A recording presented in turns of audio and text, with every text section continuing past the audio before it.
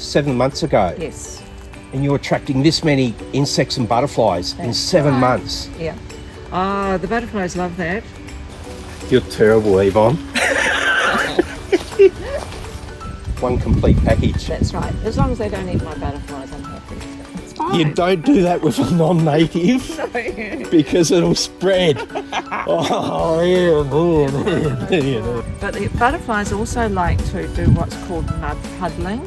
Thanks. Welcome to Ian's wonderful world of butterflies. I'm very excited today because I've returned to Yvonne's house. I was just blown away by the amount of butterflies in her garden, and I wanted to go through some of the plants that you can put in your garden to attract as many butterflies as Yvonne does. Thanks for having me, Yvonne. Good to see you again. You're very welcome, Ian. Yes. Now tell me, what are the secrets of attracting butterflies to your garden? Well, there are two main secrets. One is to have the nectar flowers for the butterflies, and the other one is to have the plants for them to lay their eggs on. So if you've got those two things, then they'll tend to stay in your garden. If you've only got one, then they'll fly off somewhere else to get their nectar, or they'll fly off somewhere else to lay their eggs.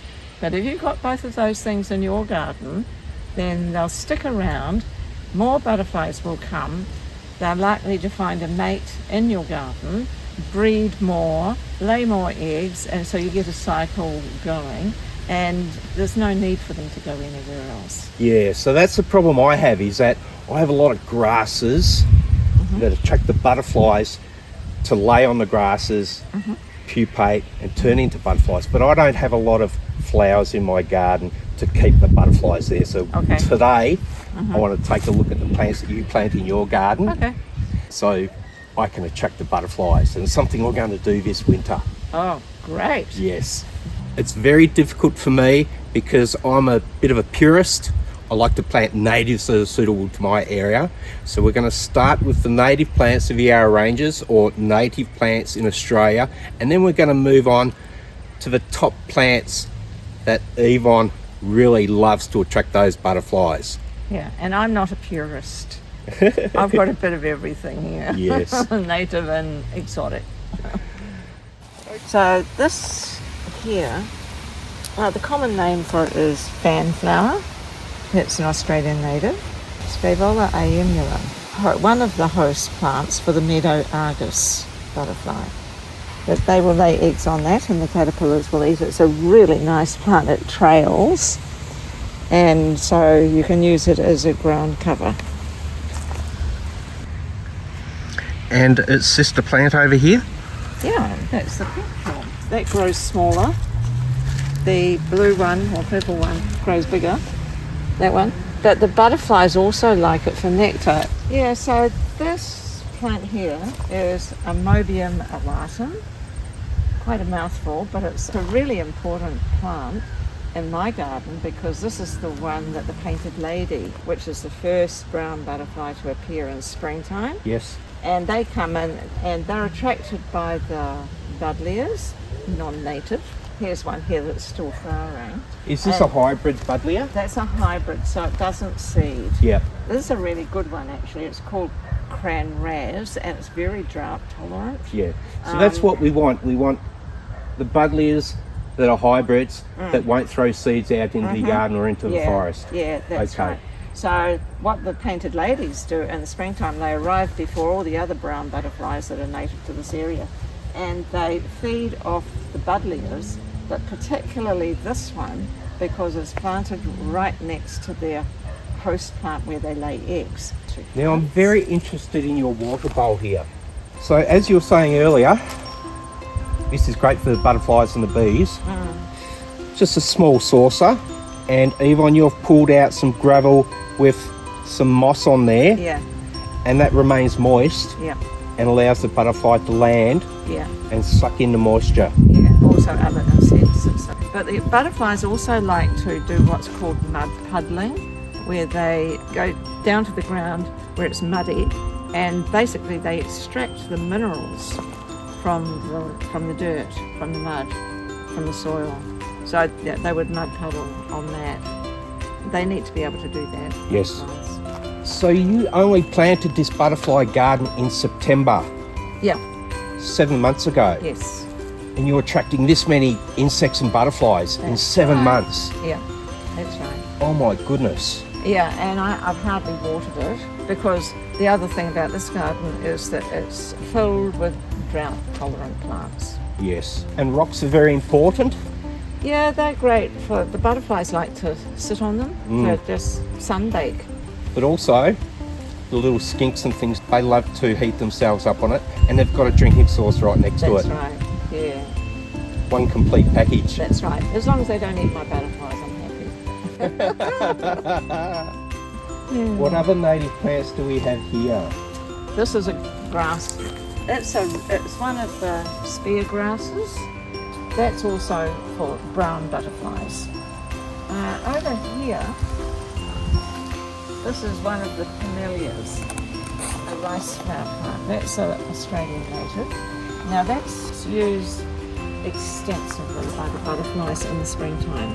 It's a spring flowering shrub.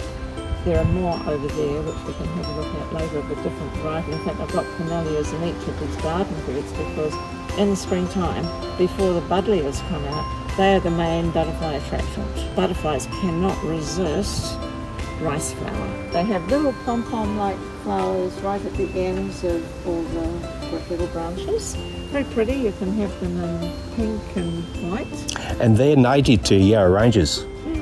Yeah. There are specific ones that are native to the Yarra Ranges. I've got some others over there. I think I'm not quite sure where they come from, but they are native. Yeah, these ones here. A lovely glossy leaf, beautiful shrub, and very drought tolerant. If I had only 2 plants in my garden, it would be camellias, the rice flower, the Australian plant, and a hybrid buddleia. If you've got those two, you'll get butterflies in your garden. They won't lay eggs on them, but they'll come in for the nectar. Here, more natives. This is a chrysocephalum. It's a spreading ground cover plant, and it's a native that has beautiful little white daisy flowers with a yellow centre in the springtime. Butterflies love that as well, but it also happens to be a host plant for the painted lady butterfly again. Some plants just give you a double whammy. Why would a butterfly go anywhere else? So do we get butterflies in winter? No, but we do get bees. You see, this is also, it's not just a butterfly garden, it's a bee garden as well. Okay. So that's great for bees in winter. But it'll still be flowering in spring when the butterflies turn up. Yes. But that's not a native. Yes. And you have lavender? Lavender, yeah, this is lavender grosso, which is the one that's used for oil in Europe mostly. And the butterflies do like that when it's in flower, so do the bees, of course. And you have so many daisies.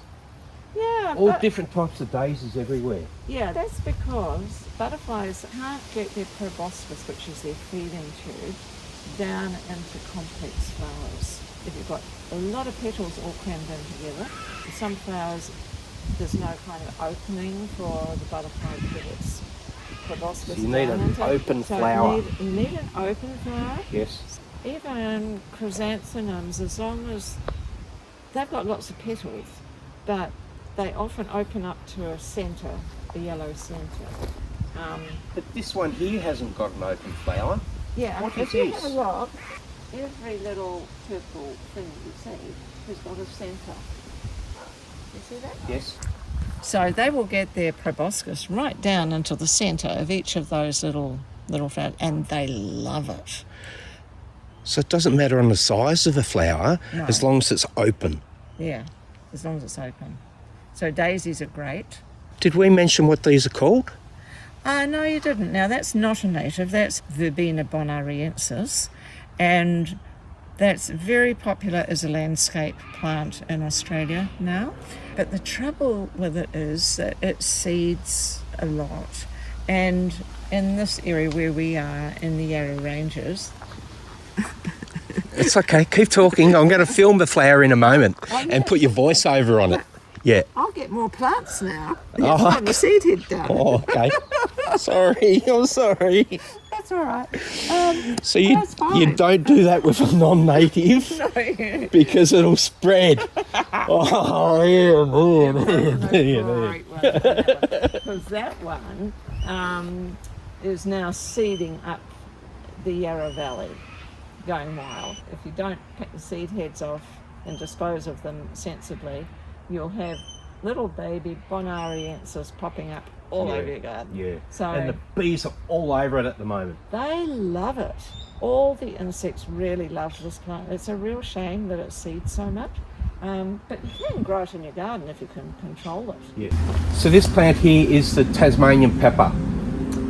Tasmanian mountain pepper. Yeah. The one we spoke about with the Maclay's butterfly. Yeah, it's a food source for the Maclay's butterfly caterpillar. It's Yes. gorgeous swallowtail, and the only swallowtail that's endemic to Victoria. But this also grows in Tasmania, and so does the sassafras tree, which is also the Maclay's swallowtail food source. I really like this tree. I just like It's gorgeous looking, the colours. colour of it. Yeah. But also you harvest the pepper off it, the seed of peppercorn. So you can collect them and grind them up and use them instead of black pepper. Yeah. Wonderful. So, yeah. But you need two plants. You need a male and a female if you want to have the pepper. So the pollination between the two, the male and the female, pollinates the flower, and then the flower turns into the seedy pepper. Yeah. Lovely. Yeah, it's a black seed. Very peppery, quite hot. I haven't got any of the Tasmanian pepper at the moment. Okay. Yeah. Well, They it grows will- well around here. Yeah, it'll grow well at my Around the house. Mill Ranges. Yeah. Yeah. But the colours of this plant are just amazing. The stems are, Yeah, they're beautiful, aren't are a they? dark red. Yeah. Yeah. And a lovely leaf shape here for the hills. Yes. Yeah. So I think it's a really handsome plant. The leaf is also quite peppery. If you want to try it. I am. Try and eat it. Yeah.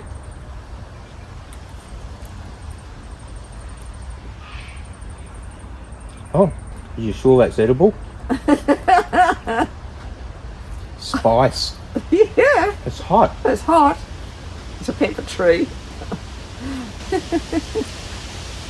Now, I'm not going to swallow that. Okay. Did you do that on purpose? I Wow. would never do that. Wow. Yeah. Hot.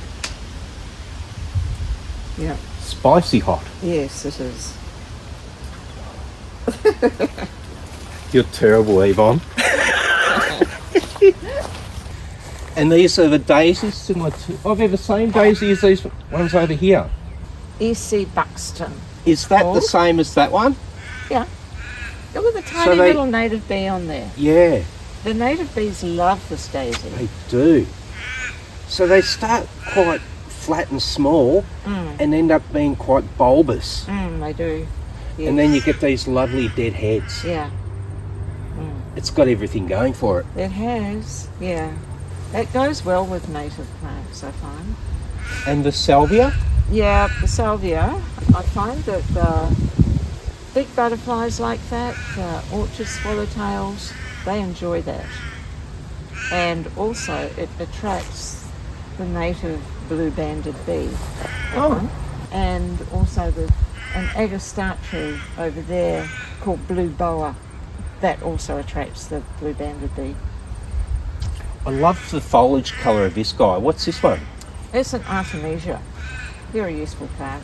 Insignificant yellow flowers. That'll get a hard chop back because otherwise it'll grow too bushy. I just love the colours here. So you've got the yellow daisies, the different colour yellows and whites. Yes, yes. And then you've got the silvery leaf of that one and the purple salvia. Yeah. And don't It's forget my gorgeous. gladiolus. Yes. Now that will be a really dark red. Is this an oleander? No, that's a swan bush. So that's the plant for the monarch butterfly or the wanderer butterfly. All butterflies like the flower, but that's what the caterpillars eat. Now, if you pluck that off, you'll get white sap on you, which is a latex. And you see the white sap? Yeah. Yeah. Now you have to be very careful you don't get that in your eyes. It's toxic to stock animals, but the caterpillars from the Monarch wanderer utilise it. Also the lesser wanderer, which is an Australian butterfly, and they eat it, and it makes the caterpillars taste terrible to birds. So it's a defence mechanism. Wow. Yeah. Anyway, they ingest it, and then the butterfly also will taste horrible to birds. So that's echinacea. That is gorgeous. And the butterflies? Oh, the butterflies love that. Once again, you can see it's kind of like a daisy formation. They can easily get their proboscis into that. Unlike this one, next to it here, which is a Salvia Santa Barbara. But butterflies don't seem to utilise that.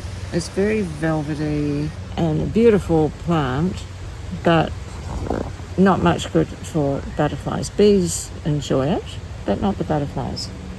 So I grow that for the bees.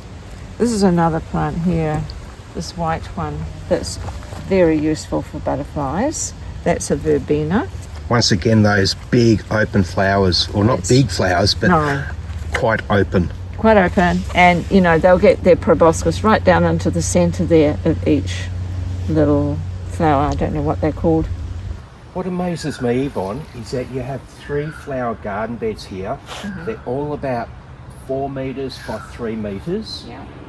You don't need a big area to have so many butterflies coming in. No, you don't. You can have quite a small area, actually, as long as, you know, it's all about the key plants, really. If you just remember the plants for nectar and the plants as a host plant. You know, camellia bush and a small buddleia, because you can get really small buddleias, little brown coloured ones, and 1 or 2 host plants and grasses. And a lot of these plants you have in pots, so people can have these on their balconies or at their front door. Sure. To bring in the bees and the butterflies. Yeah, that's right. Yes, exactly. There are lots of plants that will grow quite happily in pots. Yeah. Yeah. We're going to go across and have a look at the taller buddleias. Yeah. Because there's a special reason why you grow those here in your garden. Yeah, there is, yeah. So Yvonne, tell me, why have you got a big hedge of a tall buddleia species of tree here? That's to bring the butterflies in. I wanted them to get up above the fence line. So if there's butterflies flying around in the neighbourhood over there, they will sense the food plant and they'll come in to seed. So it's your main attractant plant for a lot of the butterflies here. They see it from a distance, they come down, and then they go, there's a heap more here we can eat too. That's exactly right. So you have a white, a golden, a purple, and then a mauve, and none of those spread. I haven't. The only one that I've found is seeded in my garden is the great big one down there. The big purple one. The big purple one, it forms a big bush, huge flowers on it, and I had it seeded in my garden once in the compost heap. Well, I removed the buddleia from my property about 2 years ago. I had 3 plants. I've just pulled out about another 8 just this weekend that are still seeding around my property. Yeah. And that's why I don't like those big purple buddleias, because they throw seeds everywhere. So this is the swan bush we were looking at earlier with all the milky substance that makes the butterfly unattractive by other predators. Yes. And look at seed heads on this. Yeah. It's called a swan bush. It's this Asclepias fruticosa is its proper name. So usually I take the seed pods off and feed them to the caterpillars actually. But this one is seeding, and I want it to seed down into this garden here. That's where I want the seed. So I'm letting a couple of them go to seed. Otherwise I'll be feeding these to the caterpillars. So the caterpillar eats that seed? Or No, eats they'll the eat the outer pod. shell? Once the seeds are this mature, they tend not to eat the seeds, but they do before the seeds are ripe. That's very spongy. It is, isn't it? Yeah, it'll float in water. As children, Oh, okay. we used to pick these off and float them in water like swans.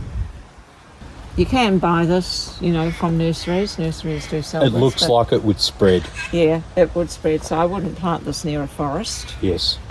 Mind you, in Victoria, it's so jolly cold that, quite frankly, you know, it's not much of a pest at all. If people want to grow a milkweed for the monarch caterpillars, I always suggest they grow the tropical one, because that will it will be killed off in winter. Asclepias curasavica. I'll leave that one with you. This is Asclepias fruticosa. So A milkweed plant. it's a milkweed. So any milkweed plants are great for the monarch butterfly. People just think flowers, but I'll look at the other structures on plant, like the Tasmanian pepper had the really red stems, and this has just got these lovely seed bulbs here. Yes. They've been in the enclosure for a day, because it really takes them a day to get their strength up and their wings to harden. And in the meantime, they've had a feed. When you pick them up by the thorax. That's the part of the body that's next to the head. Don't crush their legs. And you don't want to pick them up by the abdomen, particularly not the females, because that's where all the eggs are. And you just pop them on a plant. There we go. There's a nice food plant for you there. That's going to go. Off he goes. He knows where the food plant is now, so it's possible that it will come back for it. Yum yum. Yep. And he's off. I love seeing him fly away.